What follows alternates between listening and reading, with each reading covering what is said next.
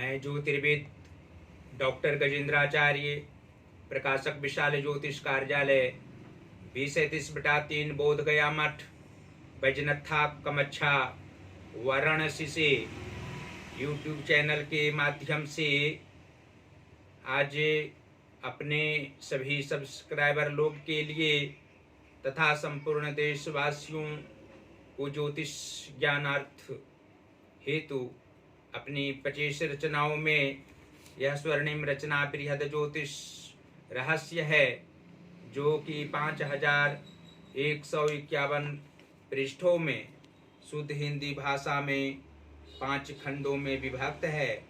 इस ज्योतिष महाग्रंथ बृहद ज्योतिष रहस्य के अंतर्गत आप लोगों को आज जन्म कुंडली के सभी 6 भाव में सूर्य एवं बुध ग्रह को विराजमान होने का फल स्पष्ट शब्दों में दर्शाने जा रहा हूं।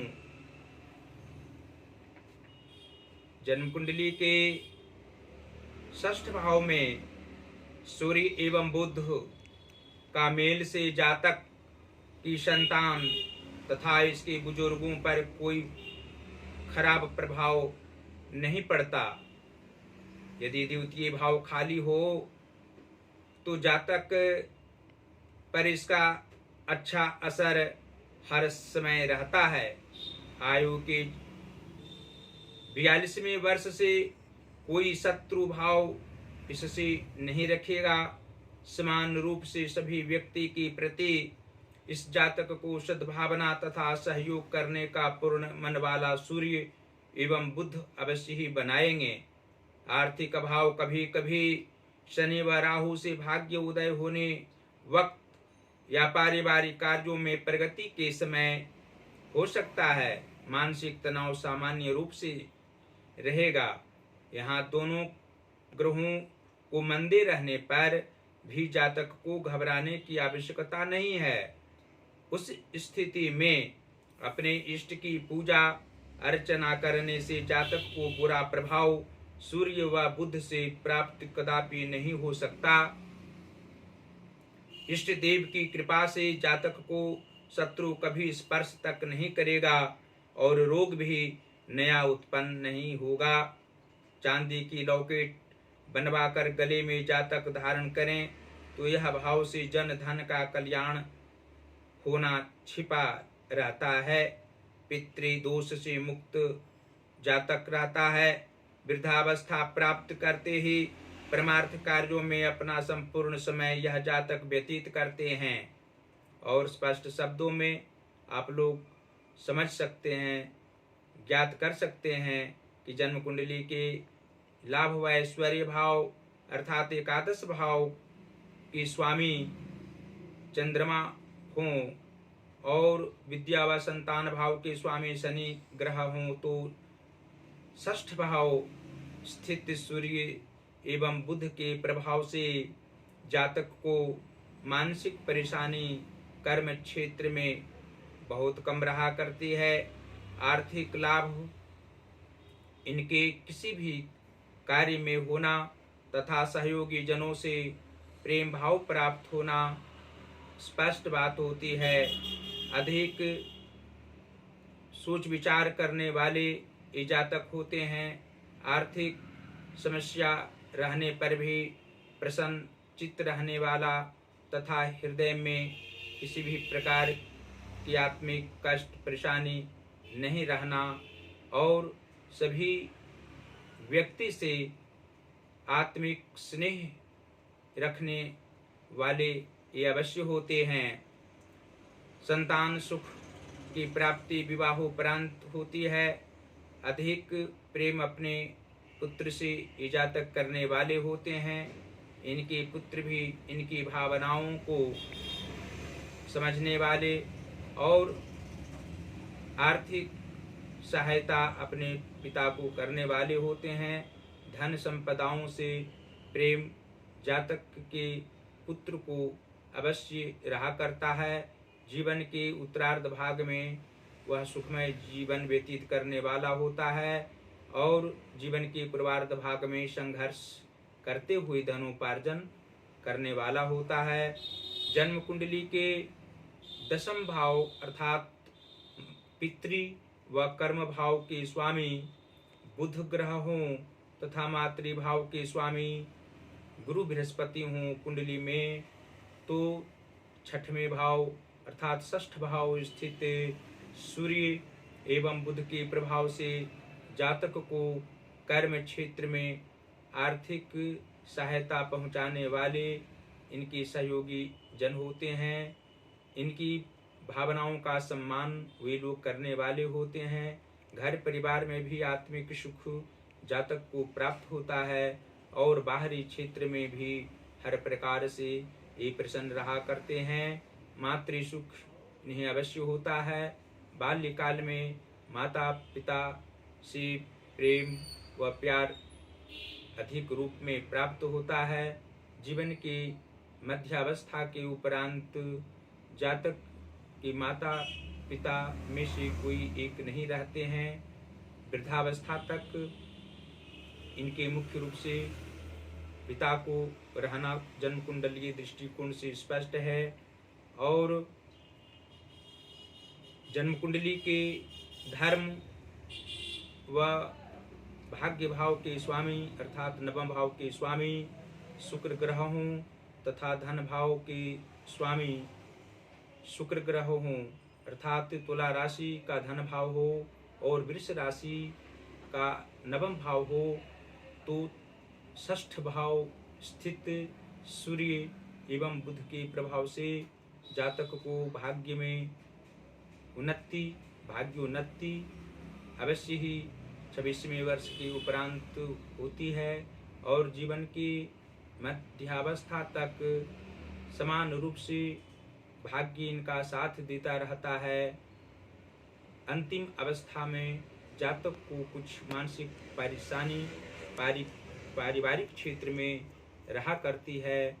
शारीरिक कष्ट की भी संभावना उस काल में रहती है और आर्थिक क्षति भी परिवारजनों के द्वारा होती है। इससे मानसिक कष्ट उस काल में इन्हें सामान्यतया रहा करता है। जन्म कुंडली के कर्म भाव के स्वामी यदि बुध ग्रह हों तथा सहज व पराक्रम भाव के स्वामी शुक्र ग्रह हों और 8वें भाव के स्वामी मंगल ग्रह हों, तो षष्ठ भाव स्थित सूर्य एवं बुध के प्रभाव से जातक को मानसिक कष्ट जीवन के किसी भी काल में मुख्य रूप से नहीं रहा करता है। सामान्यतया मानसिक तनाव रहना किसी भी काल में स्पष्ट है, लेकिन इससे जातक को किसी भी प्रकार की परेशानी आत्मिक रूप से नहीं रहा करती है। पराक्रम की भावना भी इनमें रहा करती है। आत्मिक सुख किसी भी व्यक्ति को प्रदान करने की क्षमता इनमें भी रहती है और मित्रजनों से सुख प्राप्त होता है। आर्थिक कष्ट किसी भी रूप में सहयोगी जनों से नहीं होना स्पष्ट है। उनकी आयु दीर्घायु होती है और धन अपव्यय करने वाले ये जातक नहीं होते हैं। अंत में फिर आप लोगों से हम दर्शा सकते हैं कि जन्म कुंडली के 7वें भाव के स्वामी यदि गुरु बृहस्पति हों और लग्नेश बुध ग्रह हों, तो 6वें भाव स्थित सूर्य एवं बुध के प्रभाव से जातक को पारिवारिक सुख जीवन की मध्यावस्था के उपरांत भी कम नहीं होता है। पति पत्नी में मधुर संबंध बना हुआ रहता है। जब तक ये जीवित रहते हैं तब तक अपने परिवारजनों को प्रेम भाव प्रदान करने वाले होते हैं। सभी के दुखों को समझने वाले होते हैं। अपनी परेशानी किसी को ये दर्शाने वाले भी नहीं होते हैं। शारीरिक कष्ट की अधिकता रहने पर भी मानसिक तनाव इन्हें कम होता है और मनोबल किसी भी रूप में इनका गिरता नहीं है। आत्मोन्नति इनकी होती है। अपने व्यवहार से जातक प्रसन्न रहा करते हैं। और जन्म कुंडली के 6वें भाव के स्वामी यदि शनि ग्रह हों तथा व्यय भाव के स्वामी सूर्य ग्रह हों तो 6वें भाव स्थित सूर्य एवं बुध के प्रभाव से जातक को आर्थिक बल इनके माता पिता प्रारंभिक काल में देने वाले होते हैं। विद्या काल में इनको किसी भी प्रकार की कमी नहीं होती है। मित्रजनों से भी प्रेम भाव प्राप्त होता है। गुरुजनों से आत्मिक स्नेह मिलता है और अन्य परिवारजनों से भी प्रेम प्राप्त होता रहता है। व्यय होने पर भी जातक को मानसिक तनाव नहीं होना तथा अपव्यय धन का होने पर भी मानसिक कष्ट नहीं होना ज्योतिषीय दृष्टिकोण से स्पष्ट है। और यदि नीच भावों में शुभ ग्रह विराजमान हों तथा उच्च भावों में पाप ग्रह बैठे हों तो 6वें भाव स्थित सूर्य एवं बुध के प्रभाव से जातक को सामान्यतया मानसिक परेशानी किसी भी काल में रहा करती है। युवावस्था में तनावपूर्ण स्थिति भी इसके कारण हो सकती है। वृद्धावस्था में भी पारिवारिक सुख विशेष रूप से प्राप्त नहीं होते हैं। इसके लिए जातक को अवश्य ही भगवान शिव की आराधना करनी चाहिए। सूर्य की आराधना प्रातः सूर्योदय होने के उपरांत करनी चाहिए। सूर्य की आराधना ओम घृणिः सूर्याय नमः इस मंत्र का कम से कम 11 बार और ज़्यादा से ज़्यादा 21 बार मंत्र जाप करने से शारीरिक कष्ट जातक को नहीं होगा, मानसिक परेशानी नहीं होगी और अन्य परिवारजनों से प्रेम प्राप्त होता रहेगा। अन्य परिवार को भी शारीरिक कष्ट इस मंत्र के प्रभाव से कदापि नहीं होगा। और साथ साथ जातक को भगवान गणेश की भी आराधना करनी चाहिए। हनुमान जी की आराधना करने से मुख्य रूप से आत्मिक सुख प्राप्त होगा। कार्यों में व्यवधान कदापि नहीं होगा। अंत में फिर इस ज्योतिष महाग्रंथ बृहद ज्योतिष रहस्य को आप लोगों को मंगवाने के लिए अवश्य आग्रह करते रहेंगे, क्योंकि इसको मंगवाने पर आप लोगों को सभी प्रकार की परेशानियों से निजात मिलना तथा आत्मिक सुख पारिवारिक क्षेत्र में प्राप्त होना स्वाभाविक बात होगी। इसको मंगवाने के लिए आप लोग हमसे सीधा संपर्क कर सकते हैं। पहला संपर्क का नंबर है जो व्हाट्सएप नंबर है 94 51 22 87 और 47। दूसरा नंबर है जो जियो का नंबर है और हमारा पेटीएम नंबर भी है 88 40 76 17 और 92। हमारी सभी वीडियो को, हमारी सभी रचनाओं को आप लोग गूगल पर भी देख सकते हैं। गूगल पर हमारा वेबसाइट है प्रकाशक विशाल ज्योतिष कार्यालय। उस वेबसाइट को आप लोग सर्च करेंगे तो हमारी रचनाओं में मुख्य स्वर्णिम रचना बृहद ज्योतिष रहस्य को आप लोग ऑनलाइन देख सकते हैं, पढ़ सकते हैं। और फेसबुक पर भी हमारी सभी वीडियो को आप लोग प्रेम पूर्वक देख सकते हैं।